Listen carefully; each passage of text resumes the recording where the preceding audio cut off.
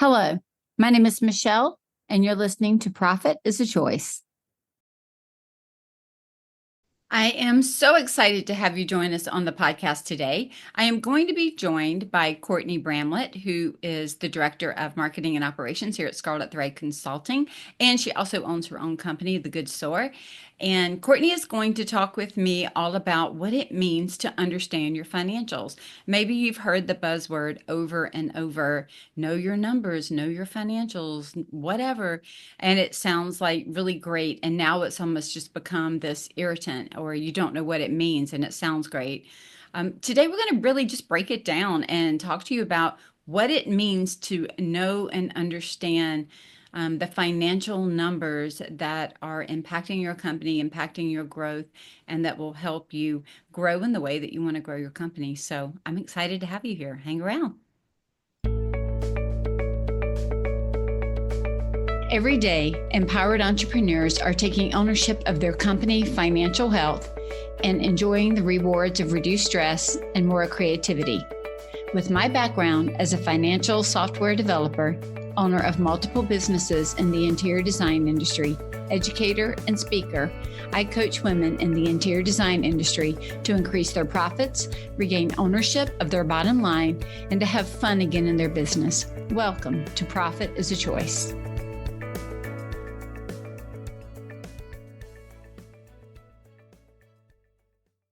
Hey, Courtney, welcome back again. Hey, Michelle, thanks for having me. What's this, our third podcast I think together? so, yeah. Yeah. Uh, the beginning of many more, I'm sure. Yes, that's Um, right. so today we're going to talk about something that we keep seeing all the time. It's interesting. Back in the day, I've been talking about financials, financial literacy. That term was thrown around a lot. Financial understanding, know your numbers, all of those kind of, I'm going to say buzzwords and catchphrases were the things that they hear a lot more now. But back in, I want to say 2007 and 8, when I started going down this path and really teaching this and building out my financial courses, the Pricing Without Emotion was the one back in the day.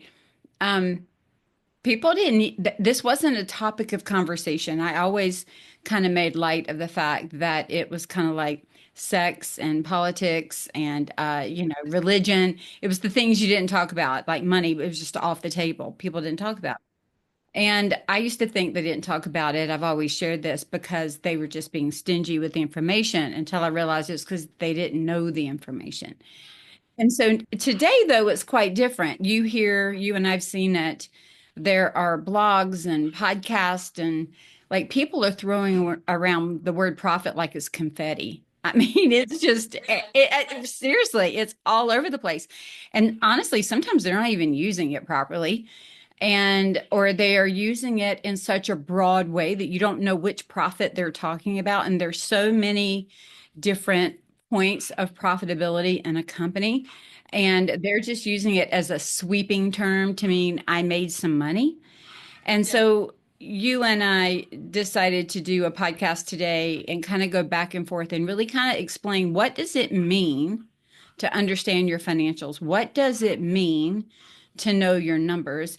And to kind of define it, if we can, at some of the, without getting out our notepads and our, calculators and doing all the math, how can we, with words, describe it in the best possible way for our listeners to really grasp what it means to know and understand your financials, so that when they say it, they know what they're talking about and they're not sprinkling it around like confetti that honestly looks beautiful and sounds great in the moment, but makes a hot mess to clean up. Yeah, that's right. And it's crazy too, even in an industry that I think is completely different, like interior design, or really any industry that deals with a lot of cost, a very high cost of good area. I think that even adds like its own challenge into truly understanding the real profit of your business. Because, even your revenue can climb. We've talked about that as the vanity metric. But if you don't truly know what each of those types of profits are, you don't really know how much money you actually get to take home at the end of the day. The first thing I wanted to ask you is, interior design specifically, do you think like why is it that much more important for this specific industry to truly understand the financials, how to read a P&L, all those, basic financial understandings? Why do you think it's more important for interior designers? Well, I don't know that I would say that it's more important for them. I think it's equally important for all business owners to know their numbers and to know how money flow. When I say know their numbers, I'm going to say it this way. I'm going to try not to use that phrase if I can help it and say exactly what I'm talking about. I think it is important for owners of companies to understand how money is made, how money flows through their company, and how they can determine the money that is left over after everything has been paid for interior designers and other, to your point, to other companies that have a high cost of good, what gets them is they are making decisions. If they don't understand how money flows through in the company, they might be making decisions based on the revenue number, meaning how much did I bring into this company or did my team bring into the company on sales, and not making it based on how much money was left over in gross profit to run the company and how much money was left over in net profit to do other activities. So if they're not familiar with the different kind of profit locations in the P&L, they could be using the wrong number for decision making. That's what we see a lot. Like I had somebody ask me one time, if I'm charging $200 an hour for design, why can I not take that money and put it in my pocket? Because in their mind, I got paid $200 to do that. And I had to explain to them that's revenue. What comes out of revenue is the running and the operating of the business. And so by the time we pay all the business, the amount that is allocated for the owner might only be 10% of that number. I don't know. We'd have to do the math. But that could be that you could have come home with $20 and instead you brought $200 home. I've seen it happen. And then you're stuck because you used the wrong number to make a decision. Yeah, that's a really good point. And that kind of brings us to our first topic, just for our listeners. What would you say are the top 4 to 5 like key financial metrics or numbers that they need to understand, and kind of in order? I know you kind of just touched on, some Yeah, of them and how that process breaks down, but what would you say are the kind of the top metrics you would sure. suggest for people? Yeah, so I like to start with what I call your anchor points. And that's the term that we use in Matrix Solutions as well. So if you were to think of your profit and loss statement, I will tell you your top 5 anchor points are these. First is what is total revenue or total sales, total income. You might hear it under different terms, and what based on the accounting program you use, it may use different terminology. But they are all synonyms that means how much did I sell and how much came into the company. And that includes products and services.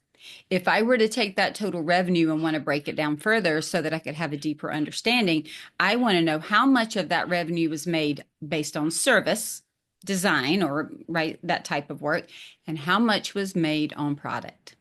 So now I want to know if I have a business, is it 30% revenue from design services and 70% that is product based, or is it flipped? I do more consulting and I sell fewer products. I want to know how much money comes in and what are my cost centers, and how am I bringing the money in. After that, we have cost of goods or cost of sale. And that is what is the money that I am using to pay for the items that are going with that client in the sale. Things like furniture. It might be subcontractor services. So let's say you're paying somebody to do drawings, or you're paying somebody to upholster a sofa for you. So you're looking at what is the cost to complete that sale that is allocated towards the client.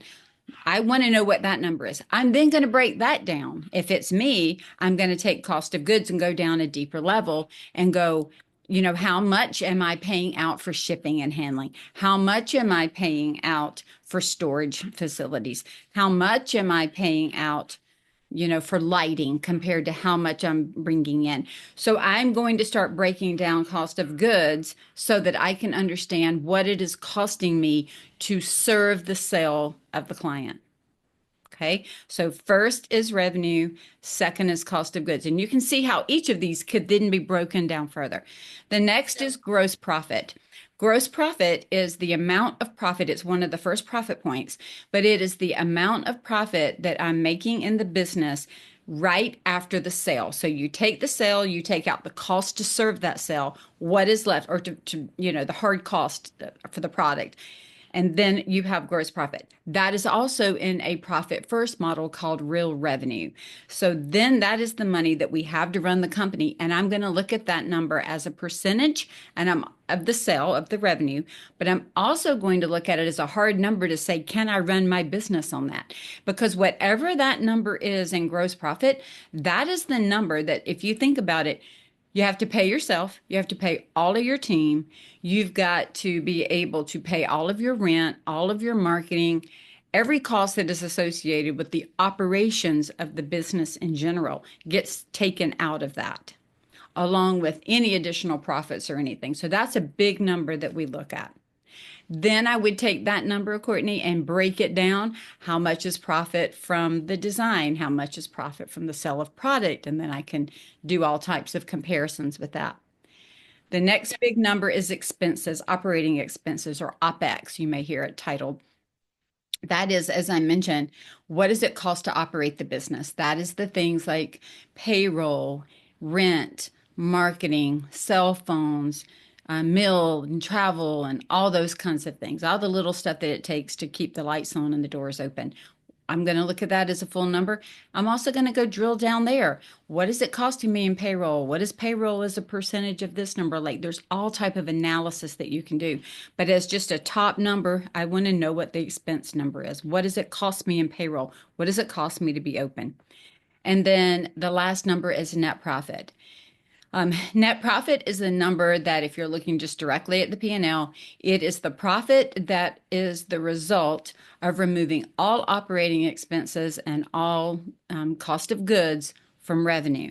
And so that net profit does a lot of heavy lifting in our business.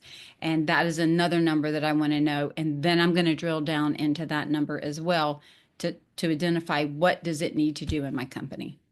So the top five numbers, just as a quick recap, is total revenue, cost of goods, gross profit, operating expenses, and net profit. That's a really awesome breakdown. And I know you get asked this question, I feel like all the time, but from the revenue to gross profit, I'm interested in like a high cost industry like interior designer.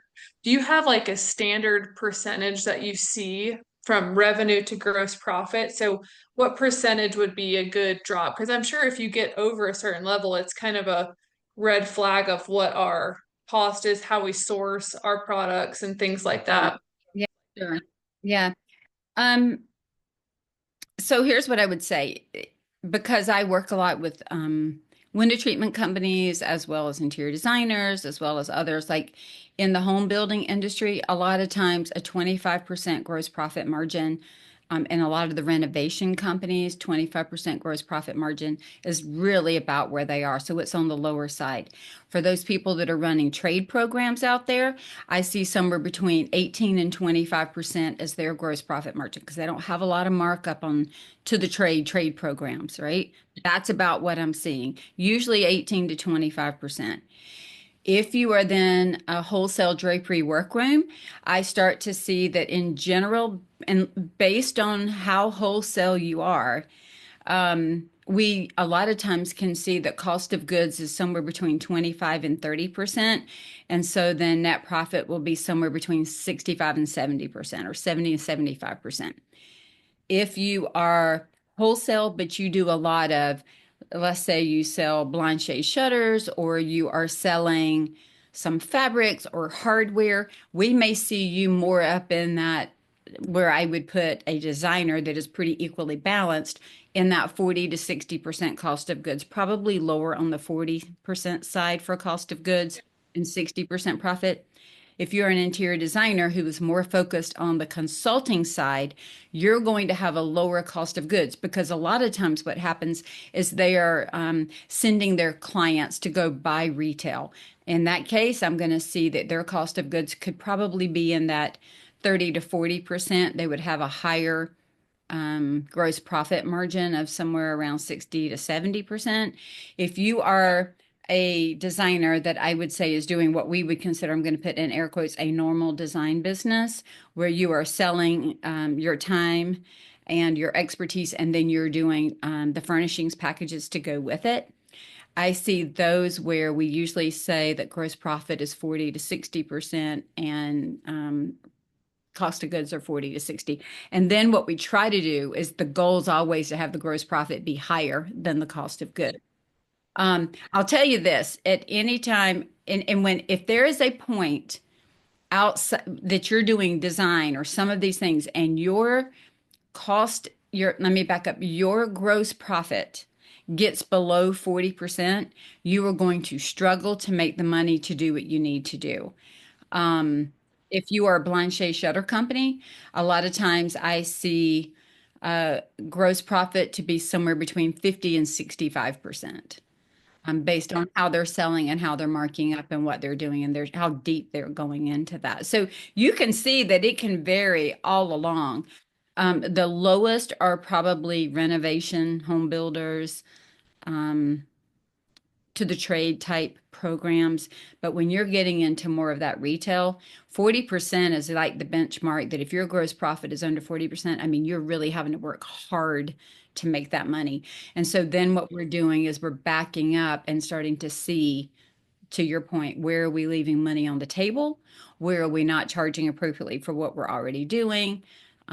Where are we having certain buying practices that don't support the profit that we need to make? And how do we fix it? Because there's no amount of operating yourself out of not having enough money to operate in the first place.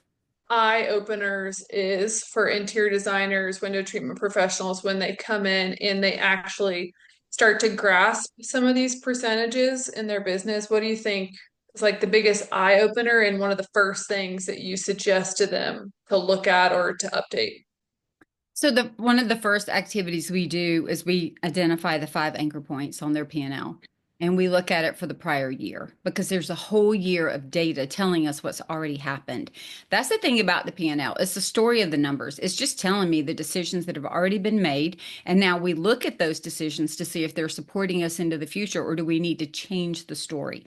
So the first thing we do is we look at the five numbers and we look at the relationship of the numbers.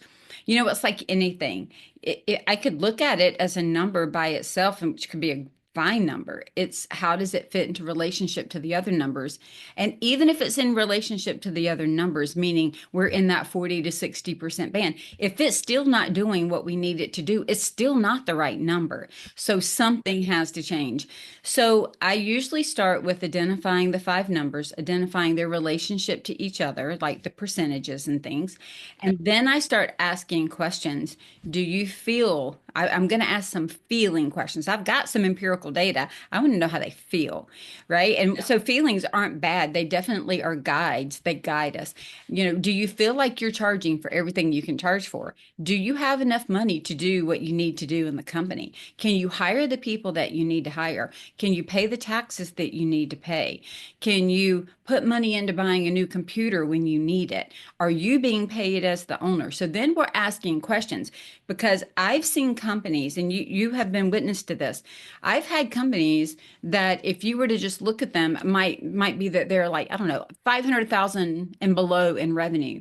That might freak out somebody else who's in that 2, 3, 4 million, but they could be a 500, million revenue or 500,000 revenue company, and the owner could be walking away with 250,000, and you could have a 2 or 3 million income company over here where the owner's walking away with 75,000. Like, I'm going to take the 500,000 revenue. That's why we call it a vanity metric for revenue only all day long. So it's what are the five numbers? How are they in relation to each other? And how are those numbers serving the current and future needs of the business? Because that's what it comes down to, is not just what are the numbers, but how are they serving the current and future needs for this company so that we have sustainability and longevity to move forward. That's the knowing and understanding. You asked another question. I'm gonna piggyback on it. You asked, how do they feel when they start to see this? I'm going to tell you how they feel. So some people, I was sharing this earlier on a consult, a discovery call today. Some people, when they come to me, they're not like in dire straits. So I don't want anybody listening to this think, oh my gosh, everybody that calls her is in dire straits. That's not true.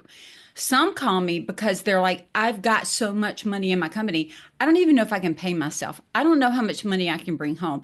How do I know how this fits, into what I want to do? Like, how do I make a good decision with the money? They just want to be good stewards of the money. I would tell you that what I say for those people is if we were had a car, they would kind of be sitting in the passenger seat, the front passenger shotgun. Like they can see where they're going. They just don't have the ability yet to make all the decisions to be in the driver's seat. I have some people that call me and they're being drugged by the back tire and are covered in road rash. And they it's a visual. They would be happy to be put in the trunk of the car of their business, right? That would Yeah. at least be safer than what's happening. And they're coming to me, honestly, they're battered and they're bruised. They owe back taxes. They have bills to pay. They have debt that they owe, and they're trying to find their way out of it. And they know that the decisions that got them there will not get them out. And so we're making hard decisions. We're cutting, we're adding, we are, trying to look at it from all angles. So I might have that all the way up to, oh my gosh, my business is making millions and I want to be a good steward of it. And this is bigger and more, and I need to have a new framework for decision making. So it could be anywhere in that range of, oh, help me to, I'm excited about my future. Help me get there and make really great decisions. Yeah. And that brings me kind of like what you said, they might open their bank account and they see a ton of money. And a lot of times they're just like, is this even my money? I don't even Oh, know yeah. where the like that cash flow management is hard because and this is something that's been new for me, just learning more about the interior design business specifically, because when you own a primary consulting, your costs are so minimal and they're very consistent. You're not waiting to pay an invoice 8 months out in the future. It's very in and out, in and out, so you kind of have a better grasp on how much money you have. But how would you tell interior designers to have better cash flow management so they truly can look at their account and say, okay, I may have 20 grand in here, but I confidently know that 6 grand of this is actually, part of that gross profit or, the net income, things like that. How can they be better with their cash flow management so they can really have a reality check every time they look in their bank account? I'm going to tell you, I think this is one of the most underlooked financial aspects for business owners, period. Remember when I said I kind of started the whole thing about one of the number one things we need to do is understand how money flows in and out of our business. I think I think many business owners understand the inflow of money, but I don't know that they fully grasp the outflow of money. And by that, I mean, just so that we're specific for those listeners, I mean the amount and the timing. Because to your point, it's not just that they have to pay it, it's the timing that they have to pay it.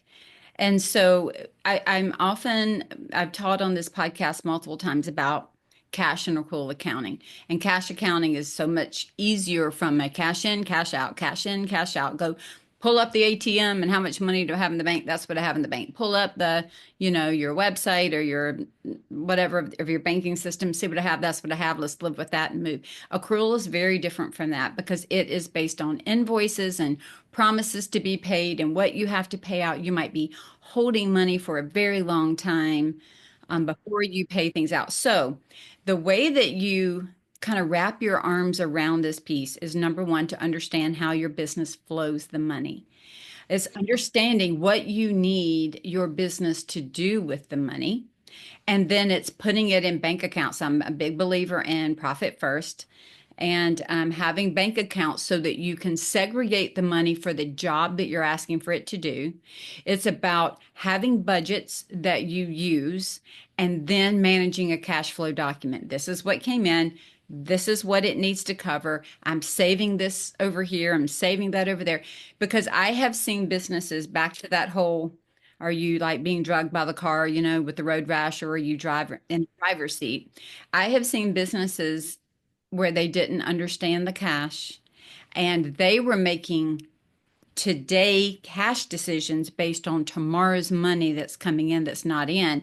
And it can get you in a lot of hot water when you start to need bridge loans and lines of credit and all kinds of things to kind of help you balance it. Well, if you fully know and are understanding of the additional cost of that money, you can make those decisions. But when you're not thinking about the cost and you're constantly behind, we've talked so many times over the years on the podcast about robbing Peter to pay Paul, and you're Peter and you're Paul. And so you just keep robbing from yourself to try to get your way out of it, and you can't. So managing a cash flow document, having a money management system like Profit First, fully understanding how money is coming in and going out. I'll tell you another big part of cash flow management that I think is important, and that is truly understanding what it takes every month just as a non-negotiable to run the company. So meaning, what is it going to take to cover payroll? What is it going to take to cover rent? What is it going to take to cover utilities? All those things that are the hard and fast expenses in a company. We need to know those. Then we need to know our variable expenses outside of that. And the same holds true for cost of goods. It's just another expense account. Some of the things we're paying when they happen, and some of the things we're paying later. So it is really not just managing all of that for our business expenses, that OpEx, but managing it for our client cost of goods that we are managing on their behalf. Yeah. No, that's funny that you bring up the separate bank accounts. One of your probably most profitable businesses that you've worked with in 2024, I'm sure you'll know who I'm talking about, but she said something like, "Ooh, another bank account. I have so many bank accounts, but I'll open another one for that." And I thought that was fun because it's kind of a simple concept, but it really does seem like, well, do I really need to do that? But if you can allocate some of those funds, so then you can kind of, it's almost like it disappears from your your visibility. So you can kind of forget about that and then it's there when that time comes up. Can you give an example? So let me say this before you ask that, just on that. What's so cool about it is it does disappear from your visibility, but it appears in your visibility when you need to make the decision. When Mike Michalowicz came up with Profit First and started talking about it, one of the big things he said was owners are not running their P&L every day. We're not running most of, now I do, but I'm weird, but most people in a good way, but most people aren't going, oh, let me go look at my P&L to make decisions. I mean, they might look at it once a week or once every couple of weeks, some once a month, some never. What they're doing is they're running to their bank account and they're going, how much money's in the bank, make a decision. But all of the money was sitting in one bank account. So to your point, the visibility is too much. They saw too much. So then they were making decisions that were not made in a priority order. And that same money got spent over and over and over. And so, but once you start separating it, then when I go into a specific bank account, I'm going into it with a set of assumptions of what that money has to cover. Well, now I've got a set of things that we're paying and I've got the money and I know that there's a direct correlation there. And so it's adding and removing what doesn't need to be part of the decision making, which actually brings so much more clarity. I think it would be good for the viewers to like give us an example. Let's say I'm an interior designer. I'm maybe on, let's just say 3 or 4 projects right now. So I'm kind of struggling with this. I'm not really sure what money I do, what part of this money in my account I do have. I've got to pay my employees. Like, what are some examples of those different bank accounts? Like, what funds would go in these Yes. different bank accounts? Well, one of my favorites to do is to automatically have a cost of goods account. So in Profit First, it is normally doing the accounts from gross profit down. I like to have a cost of goods account because now what I can do is when I sell a product, I can put all that money into a cost of goods account. I can pay all of the vendors out of that. And now I've never combined it with operating expenses. So I've never commingled funds. So I'm not going to spend the money that you gave me to pay for that lamp and that sofa to pay my payroll at any given time. It's not going to be done. I'm not going to accidentally overspend on sales tax. That money's going to be sitting in that bank account. So I can pay my sales tax out of that account. I can pay all of my vendors out of that account. I can pay the shipping and the handling out of that account. I can pay the storage fees out of that account. If it is tied to a product, I'm putting it into that account until I have satisfied that sale, recognize the profit, and then I move the profit over into my regular account. Okay. That's one of the first ones. The other accounts that I like to have, I mean, I'm like our client, I could give you a list, but I'll keep it short. I really like having a tax account. And in that tax account, we use that to pay estimated taxes on profit in the company for the owner so that we make sure that we never accidentally take home too much and don't have the taxes covered. I love having a vault account, which is a minimum of 3, if not 6 months of operating expenses so that we don't ever feel like we can't make decisions and we get behind. You might have a retainer account that if you are taking, that's a liability account. It's a little different, but like you're taking in money from a client that you're spending over time with milestones on how that money is going to be used.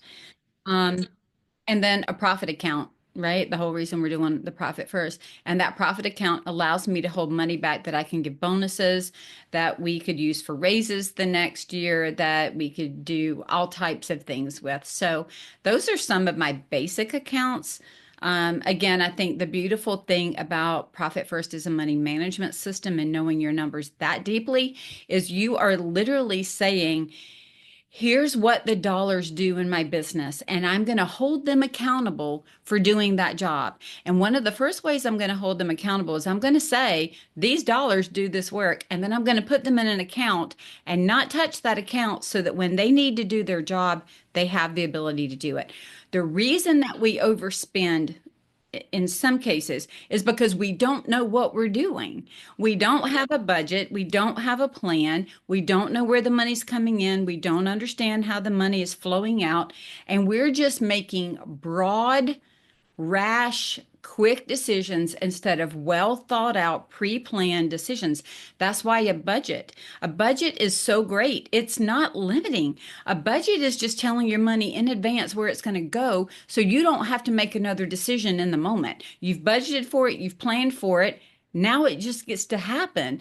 It's just like a bunch of decision making that's off your plate so you can just like go in the moment as opposed to having to stop and analyze at every little step along the way. That's a really good point. And, you know, you've talked about this a couple times with some clients, but for people that are truly wanting to be profitable, and I don't mean, we've talked about at the very beginning that word we've seen get thrown around a lot, people profitability is tied to just raising your prices. And of course, that's a piece of it, but there's still a lot more that goes into being profitable. And, I remember you telling me, you were talking with one of those people that was kind of hanging on the back of the car, being drugged behind the car. And you kind of had to get real with them on what their lifestyle was currently compared to what it was going to take to be more proactive and profitable. Would you say like that's a big piece of this whole, journey to profitability is getting real on like take home? Because at the end of the day, you do this, you should have more money at the end, of the Right. fiscal year versus, oh, I've lived a little more outside my means and then I'm scrambling and having to, pull credit just to make it to the end of the year. Like, would you say that plays into this? Oh, 1,000%. The kids these days, everything's 100%, 100%. 1,000% is what I'm going to say. I'm saying kids, and they're probably 30 and under, but um, my kids are 30 and under, so I guess I could say that. Um, what's so interesting is this. My goal is to right size our businesses. And when I say right size our business, it means if we're putting in our time, our effort, our skills, our talent into our company, we expect something back. Most of us expect, outside of an attaboy, great job, way to go, Courtney, we're expecting money because money is the currency that we use to be able to run our home. And so part of really knowing and understanding your financials and your numbers is what is it that I need the business to do for me. I can remember at a point where my business was not doing what I needed it to do. And I remember getting so real with myself, that right size moment, that it's almost like when you go to McDonald's and you order, sorry, McDonald's, and you order all like the extra large fries of everything, and then you wonder why you don't fit in your skinny jeans. Like, And I am guilty. I mean, I don't eat as many now, but man, I could love some McDonald's fries like that and a milkshake. But they do not keep me fitting in my skinny jeans. Well, the same thing happens in business when we're spending money and overspending and doing things in a way that's not supporting what we say we want. And so part of that right sizing is these are the resources, the time, the effort, the energy, all the things that I'm going to put into the business. Here's what I need the business to give me back. This is how I need it to work for me. This is what I need to bring into my home. So, part of the exercise, if you are really going deep, whether it's with me or on your own or however you're doing this exercise, is what do I need to bring home? I'm going to tell you one of the worst things ever is when your spouse or partner says, we really don't need you to bring anything home because I make enough for us to live. I almost feel like that could be a death knell. Why? Because then we are not forced to have good money management. Right? We can be a little bit more whatever cavalier with it. But when you're in a position that says, I have to make this work and I need to know what these numbers are, and this is the expectation that I have for my business, then we're a little bit more focused on what we need it to do. And so knowing how much money do I need to bring in? What do I need a salary to be? How do I need this to fit? We take that along with, you ready for this, Courtney? How much do I want to put in retirement? Because we're not doing all of this so that we don't feed into our own retirement, whether it's your own personal investments or an IRA of some type or 401k or savings plan, whatever it might look like for you. But any other of these big businesses around here, they're paying out 401k, they're paying out health insurance, they're doing all these things. We should be building businesses that we would hope would do the same types of things for us. And so it's identifying what are these needs and then making sure that we are living within the means. We are right sizing the expectations to the size and the position of the company, meaning if it's a 1 year old company, I'm not going to be expecting it to do certain things. But then making sure that we are living within the means. That's one of the reasons that I focus so much on gross profit and not total revenue. You will see other coaches focus on revenue, and it has its place. Like I do look at it, we do talk about it. But the reason that I focus on gross profit so much is because that is the number one indicator that tells me if I'm selling it at the right price and paying the right in cost of good, the right amount in cost of goods, but it's also the number that is telling me, and do I have enough to run the company and do what I need it to do as the owner? That number. Revenue won't tell you that. Gross profit tells you that. And we don't look at it enough. We don't understand it enough. And we look at it simply as a percentage of revenue, but it is a heavy lifting number. And then net profit is the other big lifting number. I've mentioned this over and over and over and over and over. For everybody here that has job descriptions for everybody in their company, go write a job description for net profit because net profit does a lot of things in your company. And if we know what it needs to do and what it needs to provide and what it needs to cover, then we can make sure there's enough in that bucket to do that work. And part of it is right sizing what we expect it to bring into our home so that we can plan for it in the business. We do backwards financials in my program all the time on repeat. What do you need in your home? Oh, now you need to cover college? Okay, how much more do you need to bring home to cover college? Well, let's go back to the business. Hey, cash machine business, we need more money to come in. So the way we're going to get more money is what? First, we've got to identify that net profit now needs to do the heavy lifting of helping generate money, right? Extra profit so that we can cover college. All right. So once I've done that, well, if my expenses aren't going to change, or maybe they are, maybe I need to hire another person to make the extra money. Then I'm going to walk up. My gross profit is a combo of those two. Well, what is the percentage of that in relation to revenue? Now, this is how much my new sales goal is. So it all feeds together. There is not one piece of it that can be pulled out in isolation and celebrated in and of itself. Yeah. No, that's awesome. I love the walking backwards on the financials. I think that's so powerful and also very motivating. It's like, oh, I really only need to get this one more project at, at this price and, I can get to where I need to be. I think that's always encouraging. But the last thing I have for you, I know we have some fun stuff coming up at Scarlet Thread, but tell us a little bit about your course, understanding your financials. I know this is something that you built a while ago, and we're kind of shifting its, approach and availability to designers and window treatment professionals. So tell me a little bit about that. Yeah, I love this course. So the first course that I built was Pricing Without Emotion. So I'm just going to tell you a little bit of the history. So I built Pricing Without Emotion. I built it back in 2009, and all of my courses are trademarked and all that good stuff. And I started teaching it in 2010 and started traveling the country teaching it. I mean, large groups all over the country, sometimes multiple times. Well, once everybody started learning how to price their work, then I started teaching them about profit first, believe it or not, in 2015. I quickly realized that there was a gap between I can price it and I can put it in these accounts. They didn't understand the middle ground. And so I stopped immediately and turned the whole thing around and built the one that goes right in the middle, which is understanding your financials. And what I love all the courses because they all really are to empower people to understand how to sell at the right price, how to know and understand the numbers, and then how to manage them well, which is what we need at the end of the day. We can't do one without the other. And so in the Understanding Your Financials course, we really go through the profit and loss statement.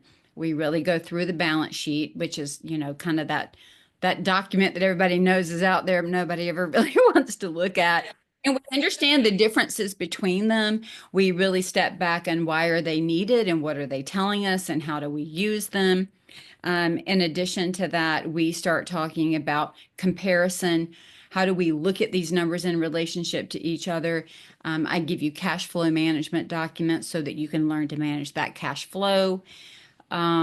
We talk about it all the way through of what does it look like on your P&L if you're an LLC? How does it look if you're an S corp? What does it look like on your taxes? How can you follow these things through to follow up to say, this is what it's going to look like? So that I'm not teaching you tax prep, but we have to understand how these numbers are used so that we can then be prepared when we move into a profit first or a master your profit type of situation. How do we save the dollars, right? And so it's really putting together the puzzle pieces of our financials so that honestly, all the things that we talked about today, the budgeting and the cash flow, and how do I scale this? How do I grow it? If I add in here, what does it do here? Backwards financials, top down, bottom up, setting the goals, setting the plan. All of that is covered in this course. Because it is meant to springboard you. It's assuming that you're pricing okay, and it is saying, this is how you can know. But here's the cool thing. You could get into that course and realize I'm not pricing okay. Well, then you'll know to go back and take that course. You could be in there and go, I'm going to get this on lockdown. Now I need to know how to segregate the money in a profit first model. So it really is that middle ground. It's a lot of heavy lifting to be able to know and read and understand the documents. We also offer 3 months of Matreat Solutions in that course so that not only do I teach you how to do it all, but we give you the tool to actually put your own financials in and see it in front of you. Yeah. And I know we've done a couple of your courses where we've turned them into these kind of 8-week group coaching programs. So this specific program will actually have 4 coaching calls, which is super unique. And we've seen a lot of great feedback there. So that one starts in March, which is crazy that we're getting there. Mhm. But for anyone who's listening that would like to join, if you go to Scarlet Thread consulting.com and then go to the courses tab, you will see all the information on this upcoming program. And then also, if you're on the website now listening, you'll see it down at the bottom as the call to action. So we'd love to have you. But Michelle, it was such a pleasure to come back on again and You. talk all things financials. And I also want to say for those that let's say that somebody's listening to this podcast in a year or 6 months out, and the course, the live teaching of the course is already passed. You can still go onto my website under courses and take the course. You can still do it. You can still ask questions when you're in the course. There's a question box in there. The difference is once a year, I am offering an opportunity to do a group coaching exercise through it. And that opportunity is coming up for 2025. very shortly in March. And so we'd love to have you join us in that. But if not, no fear. Don't feel like you can't take the course. You can still go take the course at any time. And honestly, if you join in any of the other consulting packages that I have, like Designer's Inner Circle or the strategic coaching, you have access to all of this all the time, as part of all of those programs as well. So our heart over here at Scarlet Thread is for everybody listening to know and understand their numbers. I really believe, and I say this as a tagline and have since I started the podcast in 2018, that Courtney, profit doesn't happen by accident. And if every day we just, my other tagline on my email is what you own, you can change.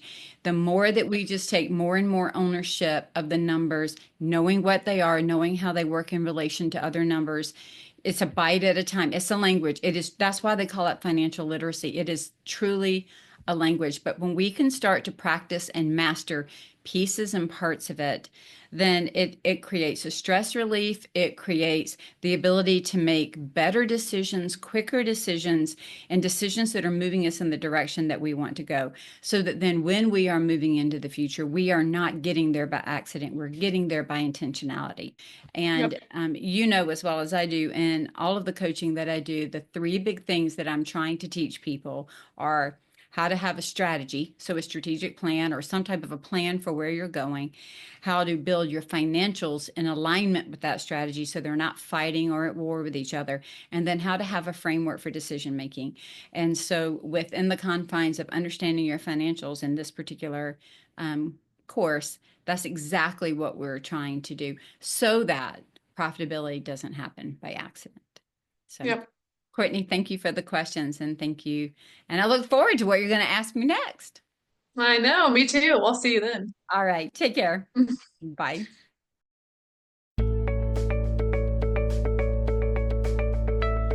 Profit is a Choice is proud to be part of the designnetwork.org, where you can discover more design media reaching creative listeners. Thanks for listening, and stay creative and business minded.